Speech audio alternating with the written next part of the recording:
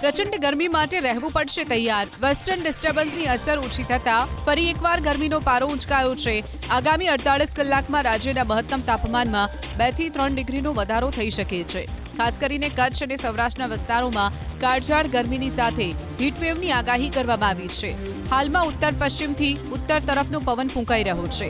અગાઉ સક્રિય થયેલું વેસ્ટર્ન ડિસ્ટર્બન્સ હવે નબળું પડી ગયું છે અને હાલમાં કોઈ નવી વરસાદી સિસ્ટમ સક્રિય ન હોવાથી વાતાવરણ સંપૂર્ણપણે સૂકું રહેશે। 19 એપ્રિલ સુધી તમામ જિલ્લાઓમાં હવામાન સૂકું રહેવાની શક્યતા છે। રવિવારે સતત બીજા દિવસે અમદાવાદનું તાપમાન વધીને 40.7 ડિગ્રી નોંધાયું, જ્યારે રાજકોટમાં 41.7 ડિગ્રી સાથે રાજ્યનું સૌથી હોટ શહેર બન્યું। સૌરાષ્ટ્ર અને કચ્છના દરિયાકાંઠા વિસ્તારોમાં ભેજનું પ્રમાણ વધારે હોવાથી હોટ એન્ડ હ્યુમિડ વાતાવરણ રહેશે। આ સ્થિતિ આગામી 7 દિવસ સુધી યથાવત રહેવાની શક્યતા છે, જેના કારણે નાગરિકોને ભારે બફારો અને અકળામણનો સામનો કરવો પડી શકે છે।